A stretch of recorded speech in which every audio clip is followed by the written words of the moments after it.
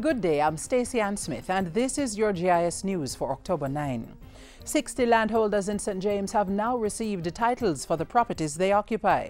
As government continues its drive to increase property ownership, the residents were presented with land titles from the Housing Agency of Jamaica last Friday. The beneficiaries occupy property in Retirement Phase 1, Pit 4 Phase 3 and Meadowsvale.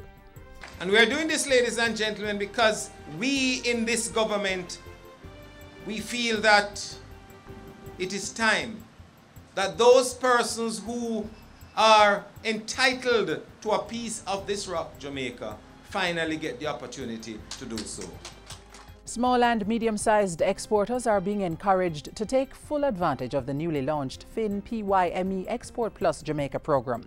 It's an initiative of the Inter-American Investment Corporation which provides technical assistance to exporters in 17 Caribbean countries. Minister of Industry, Investment and Commerce Anthony Hilton says the launch of the Jamaican component reflects government's commitment to strengthening the country's platform for export-led growth. The focus of the government's export strategy is on improving the competitiveness of Jamaican firms and increasing penetration of domestically produced goods and services in global markets. Significant emphasis is therefore being placed on export development, export promotion activities, and the development of supply chain infrastructure. The Darlington Health Centre in Westmoreland is to be extensively refurbished and transformed into a centre of excellence. Health Minister Dr. Fenton Ferguson announced recently that the project will begin with a start-up cost of $25 million. While touring the health centre last Friday, he said the Type 3 facility would be retrofitted to better address the growing health needs of the thousands of residents in Darlington and adjoining communities. Minister Ferguson said Darlington and the other centres of excellence being created would improve primary health care and ease the pressure of hospitals. It is designed to create at the community level options for our people to prevent them from going to secondary care to our hospitals by virtue of knowing that you can get the same quality care in your community. Chief Justice Zayla McCalla is urging members of the judiciary to embrace initiatives being implemented in the courts for cases to be dealt with expeditiously. She urged colleagues in the system not to allow their passion for justice to be diminished by the problems plaguing society and the justice system. In the meantime, Justice Minister Senator Mark Golding is calling for renewed commitment to the rule of law and access to justice for all. Our judges must be resolute in not permitting corrupt influences to gain any entry into our justice system.